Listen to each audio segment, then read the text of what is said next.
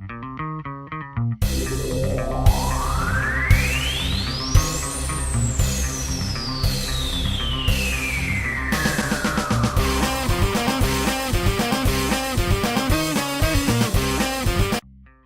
my fellow fanboys and fangirls, and welcome to another installment of Julz Chan's Comic Corner, where I give you my thoughts on the latest comic books to hit the shelves, and then listen as all of you start furiously type away at your keyboards. Today we are talking about Action Comics.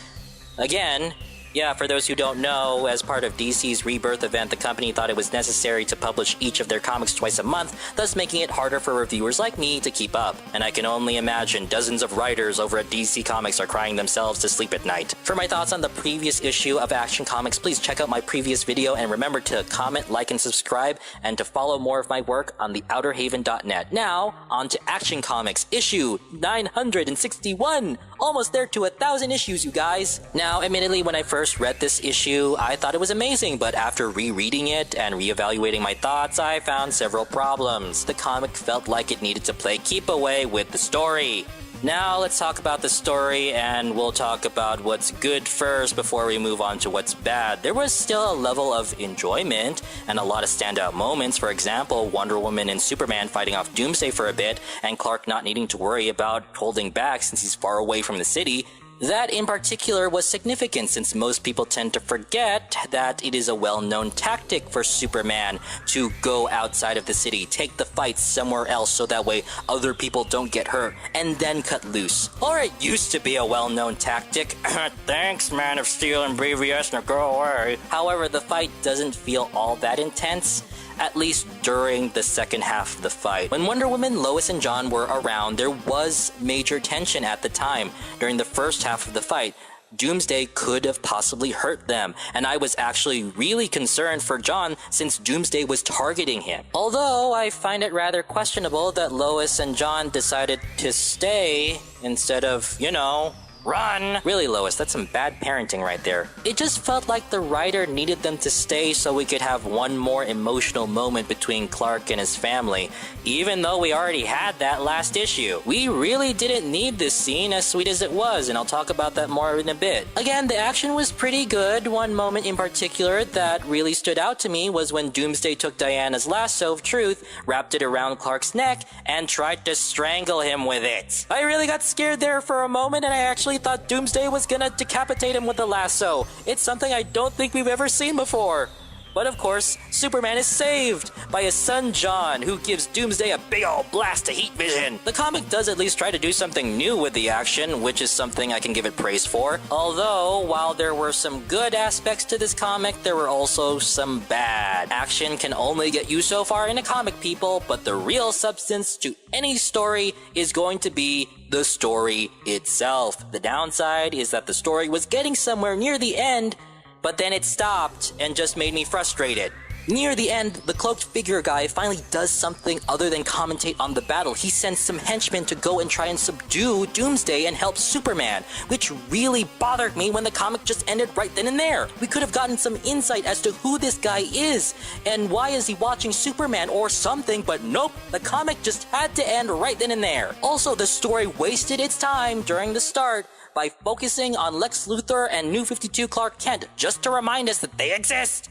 Oh, and the cameo by Superwoman. And by cameo, I mean a red and blue streak. Yeah, we really needed to plug in Superwoman for this. More time could have been devoted to the comic's actual story, but instead, readers got a story that was cut before it could go somewhere. You could have cut out a whole bunch of scenes, like the opening scene with Lex, and lose nothing of value. And as touching as Clark's moments were with his family, we could have cut that out too and furthered the actual plot. When I was writing this review, a friend of mine told me that it felt like the start of the New 52 all over again, taking forever to introduce everybody and taking forever for the story to go anywhere. And I kind of agree. The only difference is I don't hate anybody here. However, despite the fact that I don't hate anybody in this, it's been mostly our heroes fighting Doomsday, and it feels like it's taking forever for the actual story to progress, and elements like the green hooded figure guy and the New 52 Clark Kent who was mysteriously resurrected have barely been touched upon.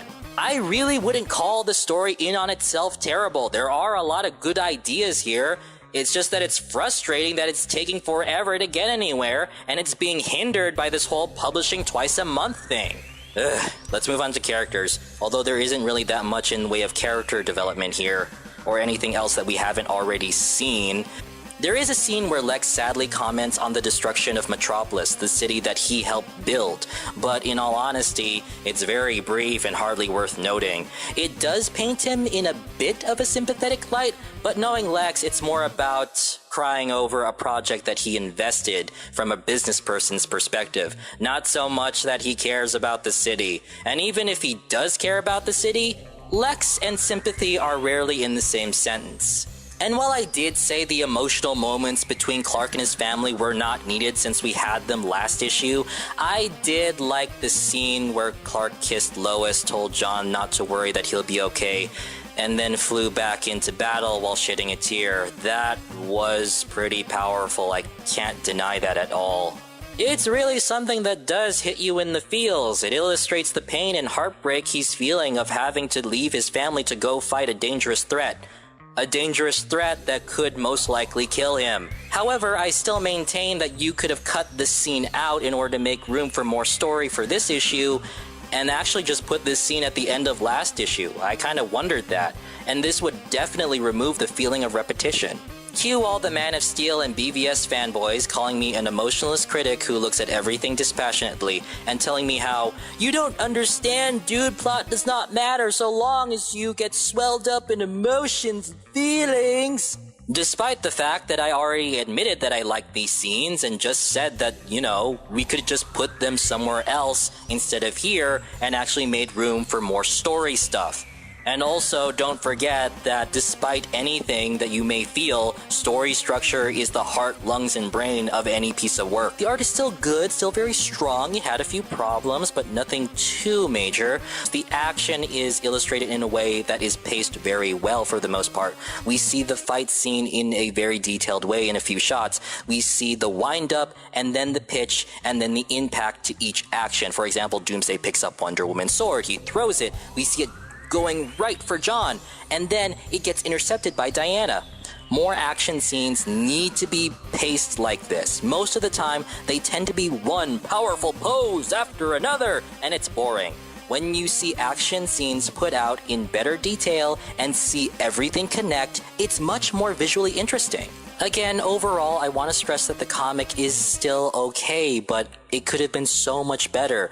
There were things that could have been cut out, and we could have had more room for the actual story. Yes, there was good action. Yes, there were good character moments, but there was a level of repetition, and we really did not need that. There are good ideas here, and I trust that Dan Jurgens knows what he's doing, and I wanted to like this issue, but more could have been done. My rating for this issue is a 3 out of 5.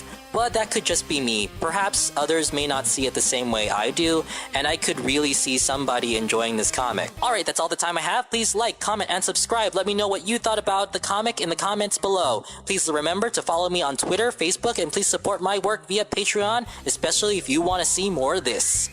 This show, I mean. And if you can, please support the work of my fellow content creators on the Outer Havens Patreon page. See you guys later, and remember, stay fantastic.